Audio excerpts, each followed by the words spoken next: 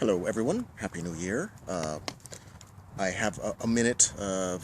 Today is a day off. I am essentially still working. I'm burning old files. We're switching over to a digital database, moving into the future, thankfully. But as I was burning a paper product. Evolution, as I think about it often, evolution, climate change, global warming, waste, carbon. It's actually carbon was what I was thinking about as I was burning carbon. That I feel as I'm listening to creationists and climate deniers and climate change deniers and the like, that I don't think they're understanding how the circle of life works in its base. My thought that spawned this particular video is that in conversation with creationists, they'll say, well, life is super complicated, and in order for life to evolve, things had to have been absolutely perfect, and God had to have done that. Those kind of arguments. And they look around the earth today, and they go, look how wonderful it is. How could it not support life? I mean, how could life not be here? It was just perfect. But in criticizing evolution and abiogenesis and climate change, because all of these are linked together, I don't think most understand that when life first began on Earth, it wasn't life that we would recognize as life, and it wasn't in an environment that we could even survive in. So when we know as we understand when life began, however it began, regardless of how it began, the Earth didn't look anything like it does today, except that it was round, more or less. All the carbon that's on the planet was up in the atmosphere. There was acid rain, there was no oxygen, it was all chemical, this acidic chemical soup that, were we to go back to when life began, we would instantly die, because there's nothing that could support us. So my first point in this is the Earth looks like this because life evolved. The Earth didn't look like this and allowed life to evolve. Life created everything that you're seeing around you. Evolution created all of the stuff that keeps you alive. Before abiogenesis and before evolution, there was no fungus, there was no grass, there was none of this, no trees. It was acidic. It was, imagine the most vile, take a line from a movie, the most horrible place you can imagine. And that's where life started and evolved from. The early life, survived in the atmosphere that they evolved into. So for food and nutrition, they evolved to, or reacted to, which caused their evolution, their environment. Their environment being acidic, carbon high, nasty.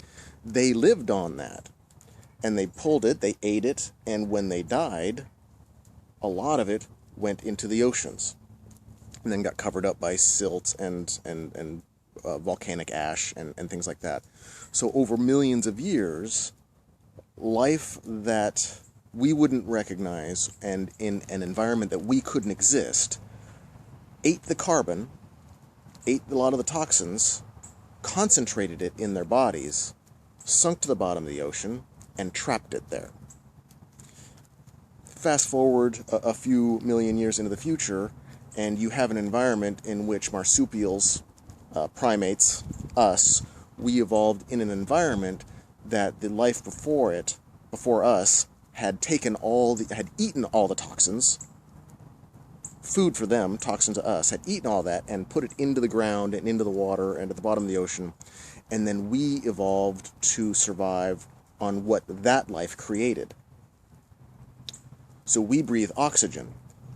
There was little to no oxygen on the earth when life began. Oxygen is a result of a chemical process that plant life creates, uses. It eats the CO2, and its waste is oxygen, and that's what the environment we survived in. So what you see around you isn't how life evolved. We didn't evolve into this environment. Life created the environment that we were able to evolve into as primates or marsupials, or you go back to where oxygen breathers.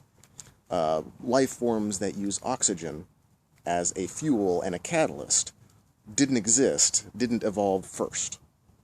So we exist in an environment carbon low, high oxygen, nitrogen, all the things that the previous life forms didn't require to survive, or didn't evolve to use, to take advantage of. So the difference, as I'm burning paper, I know this is getting rambly, but I've got time. As I'm burning paper, I'm releasing carbon into the atmosphere. Bad, right?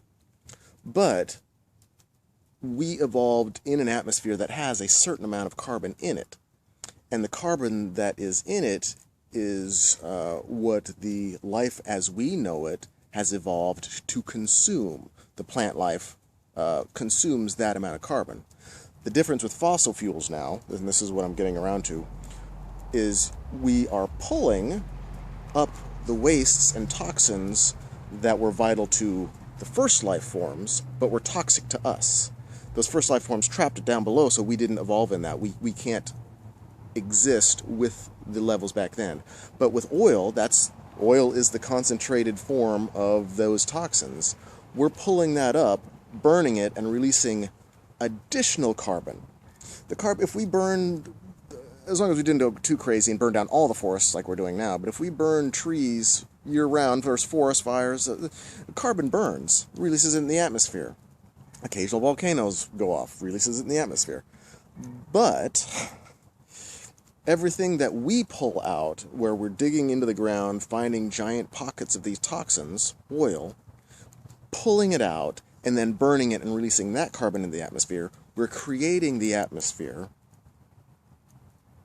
that initial life forms evolved in, but would kill us. So that's the basis for this video, or the reason I want to get the video out, is so people may enjoy my long-winded version of why burning fossil fuels is different than burning wood or burning anything that is normally on the surface of the planet. Because there's already a base amount in the atmosphere that we evolved in. When you dig up ancient pockets of these toxins of oil that has been buried our entire evolutionary process, and then again release that into the atmosphere, our kind of life won't be able to survive that. It would revert back to the life that was able to survive on that. I don't want to live on that planet, and I couldn't. So I just wanted to get it out there that is the difference with fossil fuel and global warming. The global warming is large. The part that's our fault is that we're pulling carbon that wasn't in circulation. We're introducing that again into circulation. If you're an economist, this might be something you might relate to. If you have a lot of money in circulation, but then there's a problem and you print a ton more money, you're going to collapse that economy. Just like we have a certain amount of carbon in the atmosphere, if we pull out a whole bunch more carbon and release it, it's going to collapse the environment. Just my thought of the moment. Peace. Happy New Year, if I haven't said it already.